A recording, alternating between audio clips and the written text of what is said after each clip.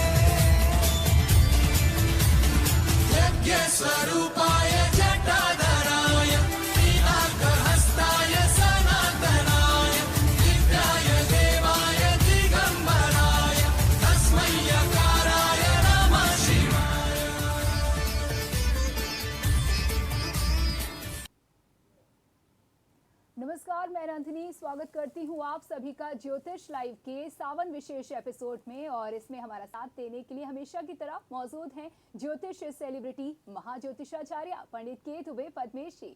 पंडित जी, बहुत बहुत स्वागत है आपका और सावन की आपको बहुत बहुत शुभकामनाएं। तो जैसा कि दर्शकों हमने बताया कि सावन विशेष एपिसोड, देखिए सावन का माह शुरू हो चुका है और माना जाता है कि ये दिन भगवान शिव की पूजा अर्चना करने का दिन होता है, भोलेनाथ को प्रसन्न करने का दिन होता है। और ऐसे में हम पंडित जी से जानकारी जुटाएंगे कि आखिर किस तरीके से हम पूजा अर्चना करें, क्या कुछ भगवान पर चढ़ाएं, उन्हें अर्पित करें, जिससे भगवान भोलेनाथ बहुत जल्दी हमसे प्रसन्न हो जाए। तो पंडित जी हमारे दर्शकों को बताएं कि भोलेनाथ क्या वाकई भोले होते हैं, क्या वाकई उन्हें प्रसन्न करना आसान है? अगर हाँ तो कैसे करें? देवी और सज्जनों, भगवान विष्णु इस सृष्टि की समुचित व्यवस्था करते हैं। आपके जीवन की सुरक्षा, आपकी उपलब्धियां, सब कुछ आपकी व्यवस्था है। प्रकृति की नियंत्रण उनके हाथ में। हर शयनी एकादशी से देवउठानी एकादशी तक जी। उस शयन यानी योग निद्रा में चले जाते हैं। 20 जुलाई से 14 नवंबर तक वो योग निद्रा में रहेंगे। सृष्टि को अकेले छोड़ा नहीं जा सकता है। सावन का महीना में हम सबकी व्यवस्था, हम सबको उपलब्धि, हमारा हिसाब किताब भगवान शिव के श्री चरणों में होता है।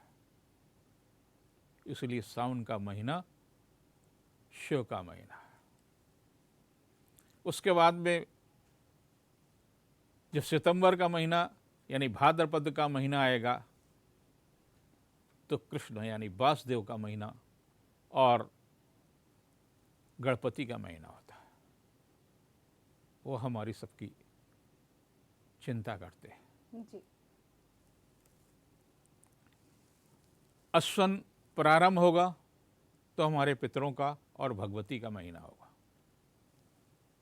फिर उसके बाद में लक्ष्मी का महीना आ जाएगा। तो ये सभी के सभी व्यवस्थाएं भगवान विष्णु ने आपको सौंप दी हैं कि आप किसकी आराधना करें, जिसकी आराधना से आपको सब कुछ प्राप्त हो। शिव में ऊर्जा है। अगर शिव की ऊर्जा समाप्त कर दी जाए, वो ऊर्जा जो आपके अंदर है, तो आप क्या हो जाएंगे? 100। यानी शिव से ई की मात्रा हटा दें। आपका जीवन 100 जैसा ना हो, आपका जीवन ज्वलंत हो, आपका जीवन प्रेरणादायक हो, आपका जीवन महत्वपूर्ण हो, कल्याणकारी हो, उत्साहवर्धक हो, उसमें करुणा हो, उसमें वात्सल हो, उसमें प्रेम हो।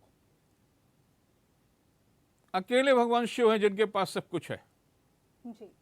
भय नहीं है, भूत प्रेत उनके शिष्य हैं, सांप उनका श्रृंगार है। जितनी वनस्पतियां हानिकारक हैं वो सारी वनस्पतियां उनको अर्पित कर दीजिए और बदले में वो आपको क्या देते हैं? मृदु, मीठा। ऐसा कौन होगा? सृष्टि की कैसे रक्षा की जाए, भगवान शिव से बड़ा कोई दूसरा उदाहरण नहीं होगा। जब समुद्र मंथन हुआ तो कालकूट विष निकला, उससे समस्त सृष्टि का विनाश हो सकता था। देव, मनुष्य, किन्नर और असुर सबका विनाश हो सकता था। भगवान शिव ने उसको ग्रहण कर लिया, किसी में साहस नहीं था। जी। कर्पूर गौरम करुणावतारम, कपूर के समान जो भगवान शिव थे वो नीलकंठ हो गए, नीले शंकर हो गए। उससे पहले नहीं थे, उससे पहले तो थे कर्पूर गौरम, कपूर के समान गौर वर्ण के थे भगवान शिव। स्वरूप देखिए। और काहे के अवतार थे? करुणा के। आप गए, आपकी प्रार्थना स्वीकार थी। अब इसमें पंचाक्षरी मंत्र का वैदिक साहित्य में सबसे ज्यादा उल्लेख है कि आप पंचाक्षरी मंत्र जो है निरंतर अगर जप करते हैं तो शरीर का तंत्र, शरीर की संरचना जिन तत्वों से हुई उनका समीकरण सही रहे, उसके लिए जप करा गया है। क्या है? नमः शिवाय, नमः शिवाय। आप क्या जप करते हैं? ओम नमः शिवाय। जी। ओम नमः शिवाय सृष्टि के समुचित व्यवस्था के लिए, संतों के लिए है, ब्राह्मणों के लिए है, जो समाज की ठीक करने के लिए लगे। आपकी अपनी समस्या हो सकती है, अपनी समस्या के लिए आपके घर में रोटी नहीं है, आपके घर में कलह है, आपका दाम्पत्य जीवन उजड़ा हुआ है, आपके घर में नौकरी नहीं है, आपके घर में समस्याएं हैं, आपका अपना खुद का घर नहीं है, उसके लिए आपको जप करना होगा नमः शिवाय, नमः शिवाय। ये पंचाक्षरी मंत्र है, स्वयं सिद्ध है, जिसको भगवान ब्रह्मा ने जिस मंत्र का जप किया हो, नमः शिवाय, नमः शिवाय। हम समाज के से जो कुछ लेते उसको देने की बात करते हैं, उसके लिए ओम नमः शिवाय, ओम नमः शिवाय।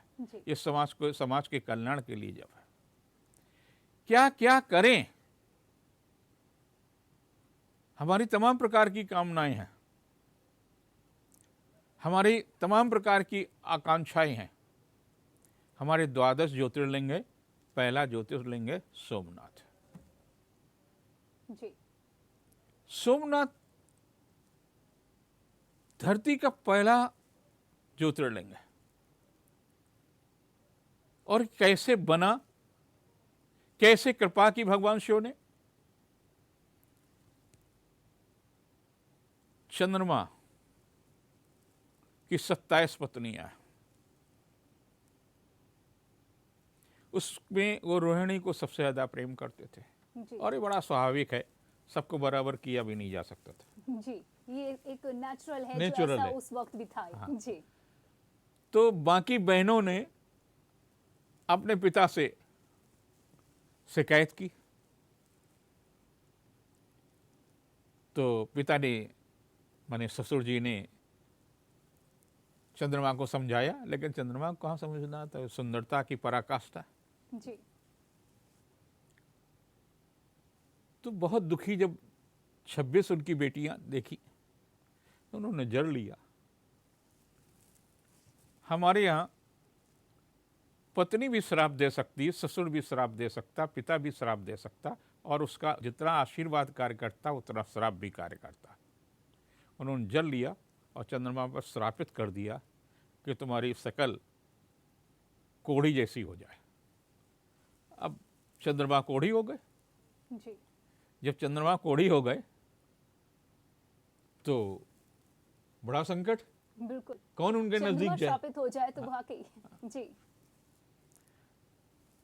तो वो सोमनाथ जहां पर है,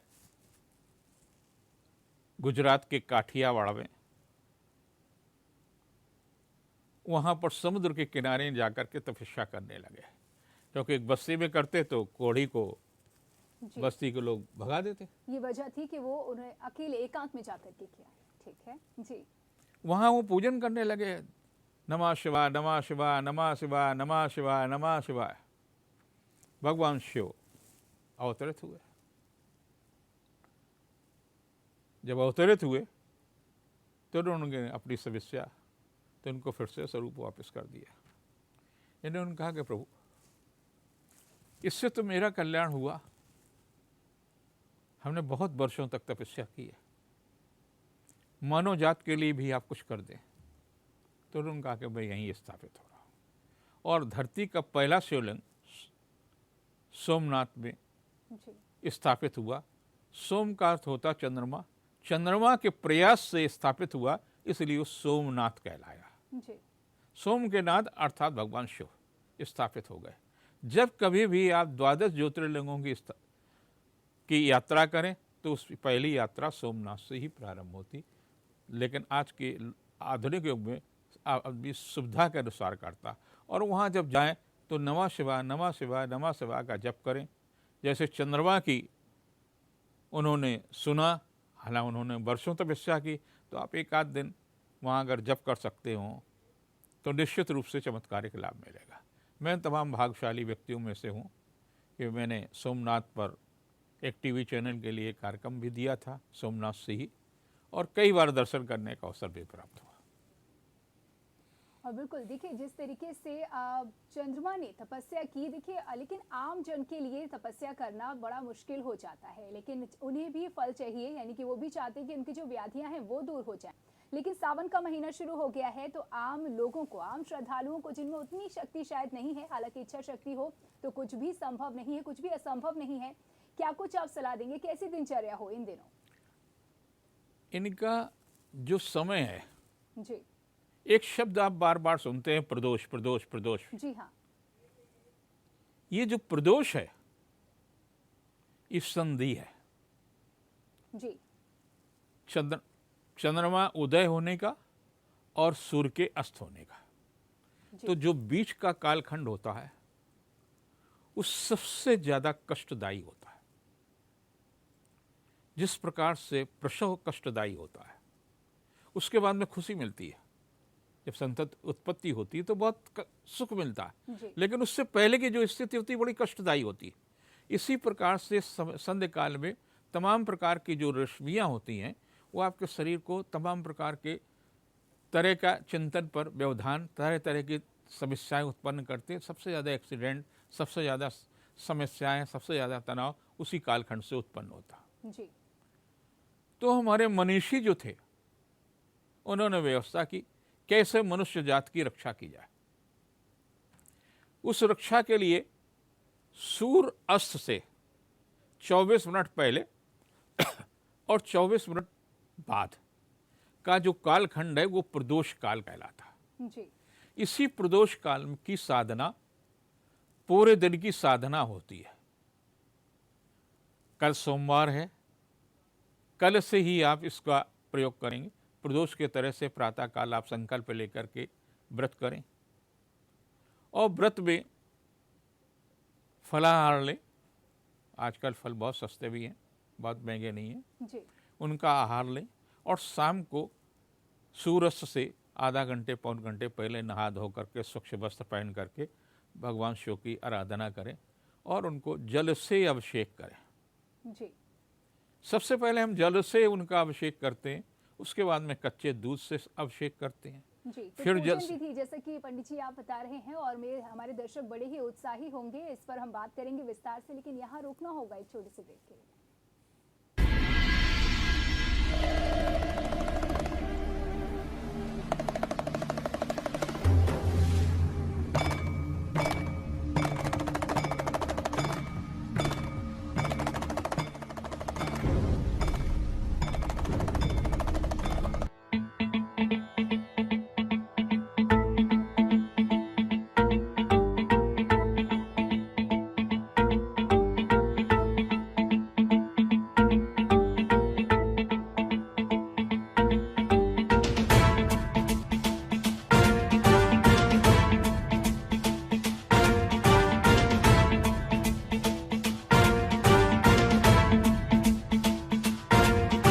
जटाटवी गलज्जल प्रवाह पावितस्थले कलेवलम्ब्य लम्बितां भुजङ्गतुङ्गमालिकान्तमड्डमड्डमड्डमन्निनादवड्डमर्वयं चकार चण्डताण्डवं तनोतु नः शिव शिवम्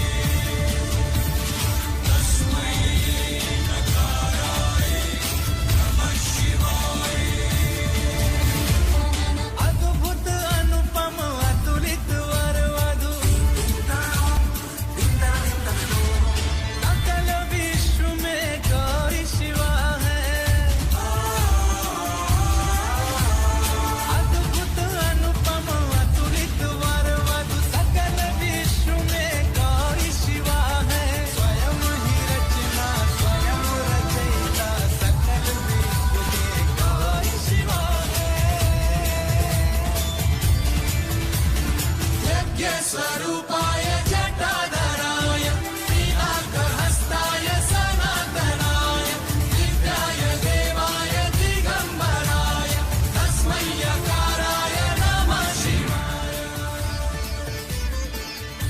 सुपर स्पेशलिटी हॉस्पिटल दक्षिण कानपुर का एकमात्र super speciality hospital CGHS, QCI और NABH द्वारा प्रमाणित। दक्षिण कानपुर में सभी तरह के विशेषज्ञों से सुसज्जित एकमात्र super speciality OPD, round the clock critical care expert द्वारा कवरेज एवं अत्याधुनिक मशीनों से लैस ICU। कानपुर के एकमात्र विश्व स्तरीय super speciality fully SS modular OT, सभी प्रकार के कैंसर का विश्व स्तरीय इलाज।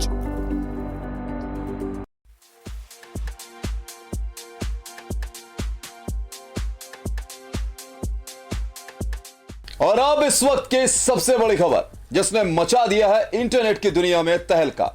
जी हां, धुआंधार डाउनलोड और अपलोड, चीते की तेजी जैसी स्पीड और अनलिमिटेड डाटा के साथ ही अब एक्साइटल फाइबर लाया है मात्र 167 रुपए प्रति माह में इंटरनेट का मजा, वो भी 200 Mbps की स्पीड के साथ। ताजा अपडेट के अनुसार एक्साइटल फाइबर के इस धमाकेदार इंट्रोडक्टरी ऑफर के बाद इंटरनेट यूजर्स के बीच फैल गई है जबरदस्त सनसनी। 167 रुपए प्रति माह का ये धमाकेदार ऑफर आपको देता है अनलिमिटेड डाटा 200 Mbps की स्पीड से। एक्साइटल फाइबर का इंट्रोडक्टरी ऑफर सीमित समय व न्यूनतम 3 महीने के सब्सक्रिप्शन व प्लान पर ही valid. Terms and conditions apply. So hurry up and grab the best. MK Bandhani ही सभी गृहिणियों की पसंद, खाने की शान और खाने की जान। MK बंधानी ही। फर्नीचर की रही मिसाल, फैक्ट्री रेट पे मचा धमाल। गजब डिजाइन, लंबी रेंज, घर की ब्यूटी करिए चेंज। माँ भगवती फर्नीचर, माँ Bhagwati furniture. Manufacturer of all kinds of superior and luxurious wooden furnitures. माँ भगवती फर्नीचर, विनोबा नगर, जूही डिपो चौराहा, ऐसा मार्बल लेन, कानपुर। श्रीलगन साड़ीज लाए हैं कोरोना महामारी के इस दौर में अपने बिल्कुल नए स्टॉक पर। महासेल के इस मौके पर अपने विशेष कस्टमर्स को अप टू 82% तक की धमाकेदार सेल। श्रीलगन साड़ीज दे रहा है एक से बढ़कर एक डिस्काउंट ऑफर। 10,000 रूपए तक की खरीदारी पर सोने का सिक्का तथा 5,000 रूपए की खरीदारी पर 1299 रूपए की कीमत वाली डबल बेडशीट। ऑफर सीमित अवधि तक, इस अवसर का लाभ उठाएं।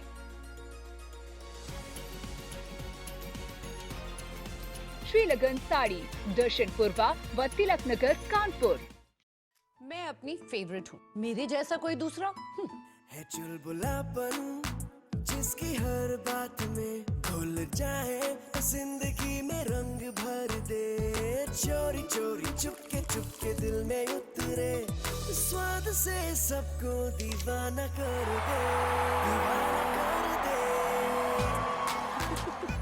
मेरी जैसी मेरी अपनी पताका। पताका चाय, गजब का स्वाद। यूपी के दमदार लोगों के लिए टाटा टी प्रीमियम ने बनाई है दमदार चाय। एक प्याली दम वाली।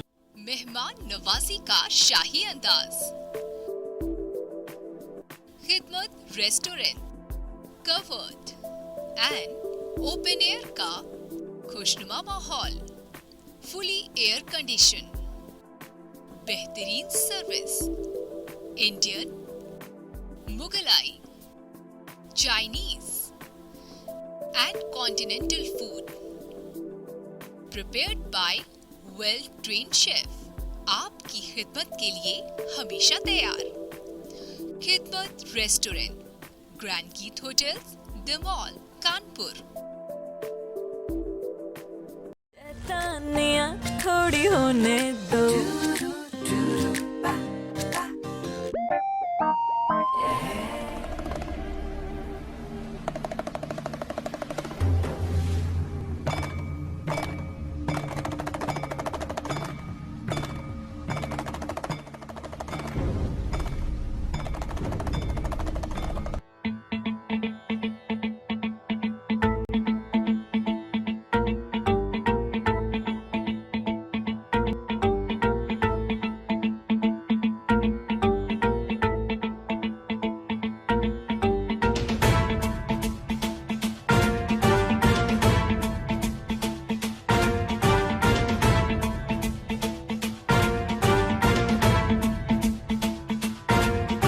जटाटवी गलज्जल प्रवाह पावितस्थले कलेवलम्ब्य लम्बितां भुजंग तुंग मालिकान्तमड्डमड्डमड्डमन्निनादवड्डमर्वयं चकार चण्ड ताण्डवं तनोतु नः शिव शिवम्।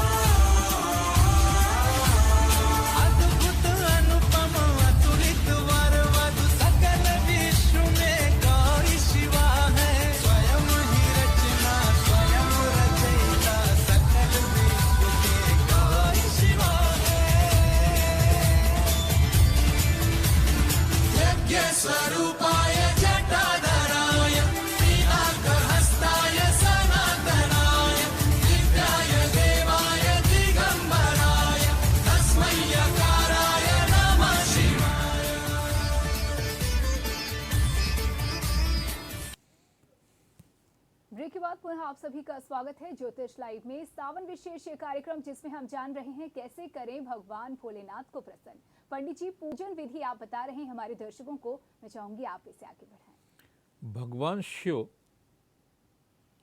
यूँ तो चतुर्मास यानी 4 महीने के अधिष्ठात्रा देवता है जी, लेकिन प्रमुख रूप से वो सावन के जी। ऐसा क्यों?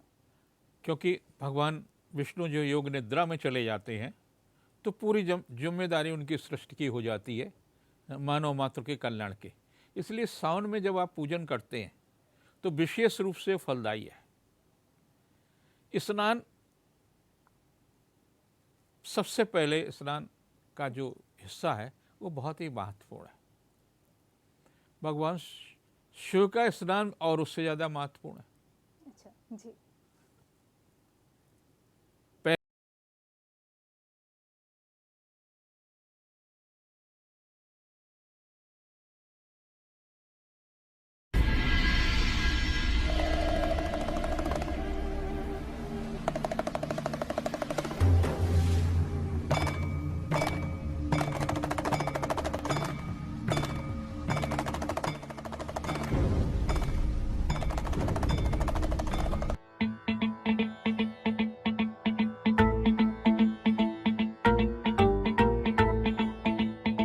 फिर पंचामृत से स्नान करेंगे जी। आपके मन में आएगा इतना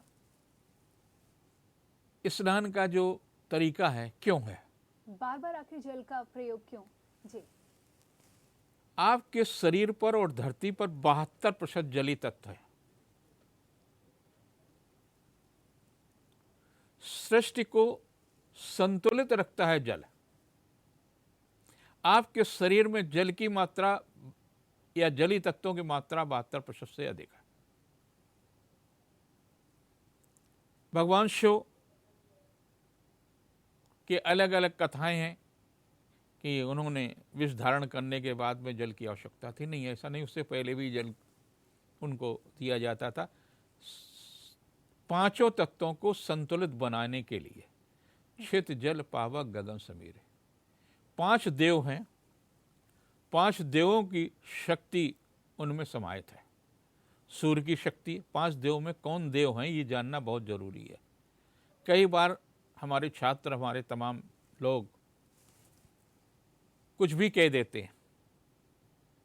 जी। सूर्य, शिव, गणपति, भगवती और विष्णु, ये 5 देव हैं। इसमें ब्रह्मा जी नहीं है जो हम 5 देवों की आराधना करते हैं। जो शक्ति है, शक्ति में जो है श्रीम है, ह्रीम है और सरस्वती है, यानी तीनों देवियों का समाविष्ट है, आदि शक्ति कहलाती है। तो इन तीनों देवियों की शक्ति इस स्नान के बाद में जो उनसे निकली हुई गंगा, जमुना, जितनी भी नदियाँ निकली हुई हैं, उन सभी नदियों का जल अपने आप अर्पित हो जाता है। इस कारण से ये 5 तत्व हमारे शरीर को तृप्त करें। हमारे शरीर के जो तत्व हैं जिनसे हमारे शरीर की संरचना हुई वो सुखी रहें, वो शक्तिशाली हों, वो उनमें बल आए, इसलिए हम इसकी उपासना करते हैं और जल देते हैं, उनको स्नान कराते हैं। स्नान के बाद में हम वस्त्र अर्पित करते हैं। जैसे आप स्नान करते हैं उसके बाद में आप वस्त्र पहनते हैं। वस्त्र पहनने के बाद में आप चंदन लगाते हैं, यज्ञोपवीत धारण करते हैं, इत्र लगाते हैं, कुछ लोग पाउडर लगाते हैं। तब उस समय जमाने में पाउडर चलता नहीं था, नहीं हो सकती है उसकी भी परंपरा हो जाती है जी। लेकिन इत्र चलता था, इत्र की परंपरा जो उन दिनों चलता था वो उसकी परंपरा आज भी है जी। और उनका हम श्रृंगार पुष्पों से करते हैं। पुष्पों के बाद में जो है आप उनको जो पदार्थ हैं, भोज्य पदार्थ, तो उनको अर्पित करते हैं। फिर जल पिलाएंगे, फिर उनको अर्पित करेंगे। हम फल जल अर्पित करेंगे। उसके बाद में पान खिलाना मत भूलिए। पान की हमारी वैदिक परंपरा रही है और पान हम उनको खिलाते थे। पान में सुपाड़ी होती है, ये सारा जैसे आप खाते हैं। सबसे अच्छा है कि आपके आसपास कोई बंगाली परिवार रहता हो तो पान का शौक महिलाओं को पहले विशेष रूप से हुआ करता था। अच्छा। हाँ, और मुझे लगता है पश्चिम बंगाल में आज भी महिलाएं सबसे ज़्यादा पान खाती हैं अपना। और कुछ परिवार यहाँ भी जो धनाढ़ होते थे वो चांदी का पान बीड़ा लेकर के चलती थी। एक स्टेटस सिंबल होता था ये। स्टेटस सिंबल होता था और वो खुद ही अपना पान साथ में रखती थी।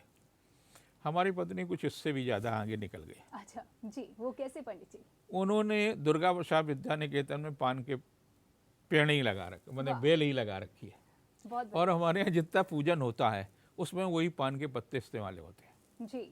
ये तो बड़ा हेल्दी तरीके से उन्होंने शौक को आगे बढ़ाया है जी। तो वो अभी भी जो मेरे यहाँ दुर्गा प्रसाद विद्या निकेतन में दक्ष सुधा का हमने जो अनुष्ठान कोरोना तीसरी लहर के समाप्त के लिए किया था, उसमें भी वही पान के पत्ते इस्तेमाल हुए जी। पूजन में। तो लोगों ने पूछा भी ये तो पान बड़ा अजीब पत्ता है, तो बताया गया। हमने इन्होंने कहा कि हमने भाई मेरी पत्नी का शौक है, इन्होंने लगाए। तो पान का शौक वो रखती है, लेकिन कुछ इस तरह। हाँ, इस तरह से जी जी। तो कई चीज़ें ऐसी होती हैं जिनका आपको अब आप जब करेंगे तो शाम को प्रदोष काल में आपको किसी भी हालत में जब नहीं छोड़ना चाहिए, क्योंकि वो सबसे ज़्यादा ऊर्जा का समय होता है। सूर्य हमारे भारत की धरती से दूसरी देशों की धरती की तरफ जाता है और चंद्रमा हमारी तरफ आता है। तो चंद्रमा और सूर्य मिलन का जो बिंदु है उस समय आपकी मानसिक स्थिति विद्रोह करने की होती है, मानसिक स्थिति आक्रोश में होती है, भावुकता आपकी बढ़ जाती है। तो उसको नियंत्रित करने के लिए जब आप पूजन करते हैं तो शरीर बिल्कुल स्थिर होने लगता है, आत्मा बलशाली हो जाती है और मन में एक उत्साह जो विद्रोह है, विद्रोह की जगह शांति आती है। जी। उससे आपको आत्मबल बढ़ता है, भय समाप्त होता है, और जब भय समाप्त होता है तो चल रही समस्या के प्रति आपके मन में आकर्षण होता है। हमारे मंदिरों में ध्वनि बजती है, क्यों? शंख जरूर बजाना चाहिए। जी। शंख की ध्वनि से आपके मस्तिष्क की तमाम प्रकार की तरंगे जो ऋणात्मक ऊर्जा देती है उस पर नियंत्रण होता है, और आपके लंग्स जो कोरोना में सबसे ज़्यादा कमज़ोर होते हैं वो मजबूत होते हैं जब आप शंख बजाते हैं। बिल्कुल। कौन कौन सी गतिविधियां शुरू कर देनी है, ये देखिए पंडित जी, आप लगातार हमारे दर्शकों को बता रहे हैं सावन का ये पूरा माह भोलेनाथ को प्रसन्न करने का है। इस तरीके की गतिविधियां आप अपनी जीवन शैली में शुमार करेंगे तो ना सिर्फ मन को शांति मिलेगी बल्कि शारीरिक रूप से भी आप स्वस्थ रहेंगे, मजबूत रहेंगे, ऐसा मेरा मानना है। मुझे लग रहा है सुनकर के। आगे क्या बताएंगे पंडित जी? देखिए, भगवान शिव क्या है, बड़ा योगक्षेम, देखने में बड़ा शब्द जो है बड़ा छोटा सा लगता है, लेकिन बेहद अर्थ है। जी। और ऐसा अर्थ है जो हम सबको जरूरत है, राष्ट्र को भी जरूरत है, धरती के लोगों को जरूरत है, और खास तौर से हमारे भारत को विशेष रूप से जरूरत है। इसका सीधा साधा अर्थ है अप्राप्त की प्राप्ति। जो कुछ भी आपके पास नहीं है उसको आपको प्राप्त करने का अधिकार है। क्षेम उसकी ऐसे शक्ति ऊर्जा कर उत्पन्न करिए कि उसकी सुरक्षा कर सके। जी। प्राप्ति नहीं करे, प्राप्त करके कोई छीन ले जाए, हमारा कोनूर छीन लिया, हमने आज तक क्या कर लिया? जी। क्योंकि हमारे पास शक्ति नहीं है कि आप अपना कोनूर वापस ला सके। जी। पाने की शक्ति और बनाए रखने की शक्ति। जी। जो हमारी चीज है हम उसको सुरक्षित नहीं पा पाए। जब चाहता है चाइना हमको आंख दिखाता, हमारी तमाम सीमाओं पर चढ़वाता है। आज भगवान शिव के दिन, आज से शिव का दिन शुरू हो रहा है। चीन की जो शक्ति है, जो ताकत है, वो 2022 तक है। अच्छा। जी। और उसके बाद में 2022 के बाद में जैसे ही कुंभ में शनि आएगा, चीन को मानव जात के सामने अगले 30 महीने के अंदर घुटने टेकने होंगे। ये बड़ी सुखद आपने एक जो इशारा किया है, मुझे लगता है इसे सुनकर के बहुत से लोगों को बहुत ही अच्छा महसूस हो रहा होगा आज, क्योंकि तमाम सारे लोगों को कष्ट होगा जो चीन से जुड़े हुए हैं। अच्छा। जी। लेकिन वो कुंभ का शनि, ग्रह और नक्षत्रों का प्रभाव मनुष्य को, प्रकृति को, सबको प्रभावित करता है। कुंभ का शनि भारत को बहुत लाभ देगा, भारत की ऊर्जा को लाभ देगा। हमारे जो संकट के दिन हैं कुछ ही महीने हैं, तो संकट के दिन कुछ ही महीने के हैं और ये माह भी शुरू हो चुका है। लगातार हम इस पर बात कर रहे हैं पंडित जी से। पंडित जी देखिए, सावन का पूरा माह ही भोलेनाथ का है, ऐसे में सावन का सोमवार अति विशिष्ट कैसे हो जाता है?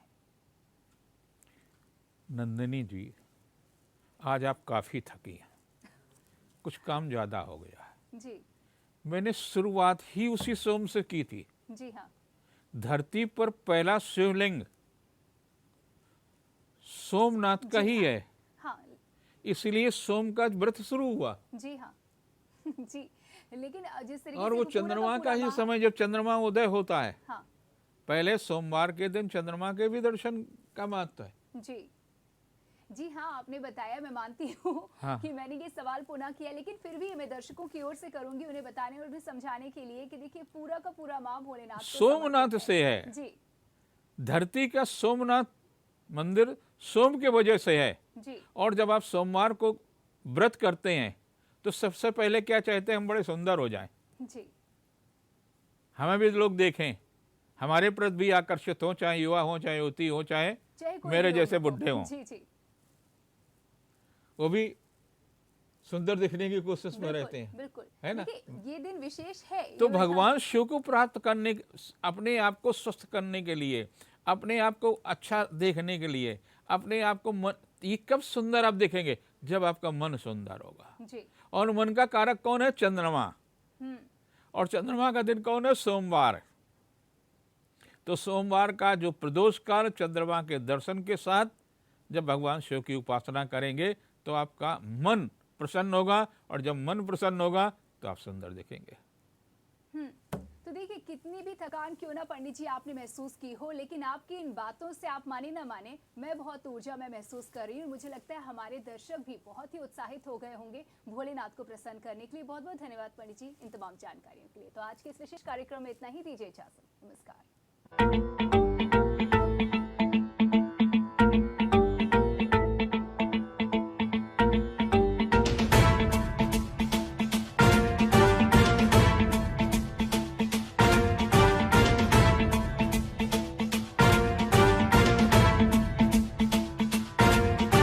जटाटवी गलज्जल प्रवाह पावितस्थले कलेवलम्ब्य लम्बितां भुजङ्गतुङ्गमालिकां टमड्डमड्डमड्डमन्निनादवड्डमर्वयं चकार चण्डताण्डवं तनोतु नः शिव शिवम्।